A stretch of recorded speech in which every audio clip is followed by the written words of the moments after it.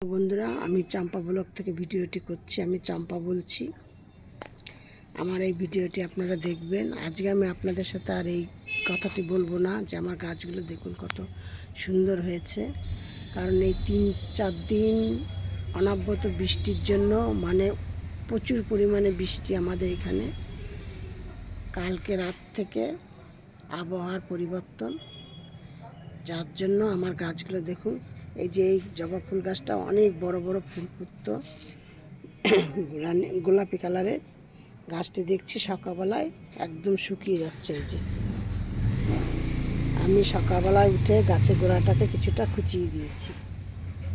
এবার জানি এটা কী কারণে হয়েছে, তবে জবা ফুল গাছ রোদ উঠলে, বৃষ্টির পরে রোদ উঠলে একটু ঢলে যায়, কিন্তু তাও যেন আমার এই গাছটা একটু কেমন কেমন লাগছে বলে আমি গাছটি কেটে দিয়েছি, দিয়ে আমি এরকম বসিয়ে দিয়েছি। এবার এখন আরও 4টি ডাল, 3টি ডাল এই যে আমি কেটে নিয়েছি, দিয়ে নিয়ে আমি এগুলোকে এবার এই অ্যালোভেরার জেল দিয়ে আমি বসিয়ে দেব। এই যে এই ভিডিওটি আপনারা সবার আগে বলছি, ভিডিওটি আপনারা দেখবেন, একটি সাবস্ক্রাইব করবেন, একটু লাইক করবেন। আমার এই চ্যানেলটি একদমই নতুন, যদি আপনারা একটা সাবস্ক্রাইব করেন তাহলে আমি একটু উপকৃত হব।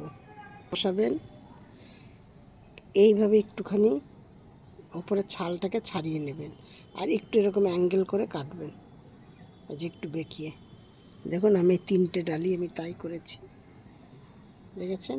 এবার আমি এর মধ্যে অ্যালোভেরা জেলটি লাগাবো ভালো করে।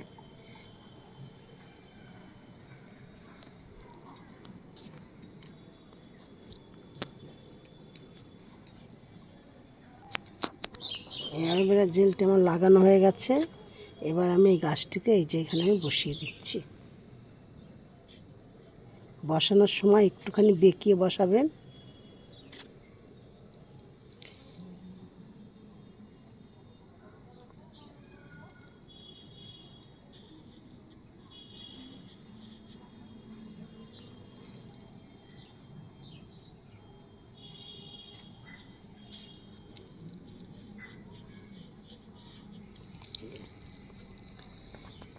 এই 3টে ডাল বসিয়ে দিলাম, আর সকালবেলায় এই যে এই একটা ডাল বসিয়েছি, আর এই একটা ডাল বসিয়েছি এই গাছ থেকে কেটে।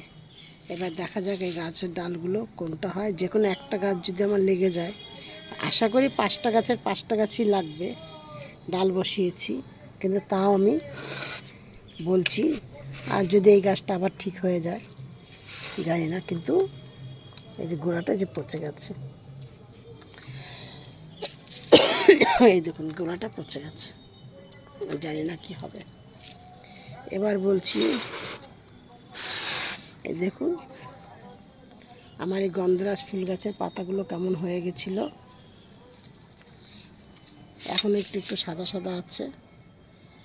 আমি এই গন্ধরাজ ফুল গাছটিতে একদম মানে কেমন পাতা পাতা সব পড়ে গেছিলো, তাও 2-1টা পাতা যা ছিল সেইগুলো একটু কেমন কেমন হয়ে গেছিলো, এরকম সাদা সাদা, এই যে এরকম ধরনের দিয়ে। তারপরে আমি কি করলাম, গাছের গোড়ায় কিছুটা গোবর সার, কিছুটা হলুদ, আর কিছুটা পিটকারি, গাছের গোড়ায় পিটকারিটা গুঁড়ো করে নিয়েছি, আর গোবর সার, ওই যে দেখুন গোবর সার আর কিছুটা হলুদ আমি গাছের গোড়ায় দিয়েছি। দেওয়ার পরে দেখছি গাছটি এখন এরকম হয়েছে। জানি না গাছটা কতদূর কি দাঁড়াতে পারবে, কারণ বৃষ্টিতে আমার এইরকম গাছ, জবা ফুল গাছটা এরকম হয়ে যাওয়াটা মনটা খুব খারাপ হয়ে গেছে। আর এই গাছটা কিন্তু গন্ধরাজ ফুল গাছ, এইটা এরকম, কিন্তু এখন দেখছি এই যে করি এসছে। এইটা ওইভাবেই করেছি। এই ফুলটা পরিমাণে কম হয়, কিন্তু মানে একটু বড় বড় হয়। আর এই ফুল গাছটা হলো পরিমাণে বেশি হয়, কিন্তু একটু ছোট ছোট ফুল হয়। এই হলো এই ফুল গাছ দুটোর মধ্যে পার্থক্য। দেখুন এই একটা করি এসছে, বুঝতে পারছি কিনা জানি না, আমি আপনাদের এখানে একটা করি এসছে, তারপরে এই যে একটা করি এসছে, আরও সব অনেক অনেক জায়গায় এসছে, এরকম ছোট ছোট করি এসছে। এই যে দিয়ে দেখা যাক আমার কি যেইটা আমি দিয়েছি গোবর সার, ফিটকারি আর হলো হলুদ, এটা কি কোনো কাজে লাগলো কি না দেখি। তাও কাজে লেগেছে একটুখানি, গাছগুলো পরিবর্তন হয়েছে।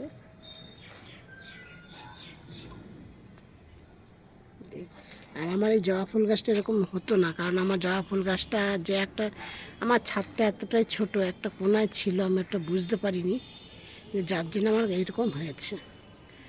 ঠিক আচ্ছা, আমি সব ভিডিওর মতো আজকে আপনাদেরকে বলছি, আপনারা সব ভালো থাকুন, সুস্থ থাকুন। দয়া করে আমায় একটি সাবস্ক্রাইব করে দেবেন।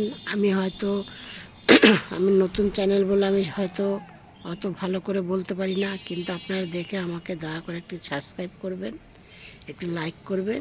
নেক্সট ভিডিও আবার করব।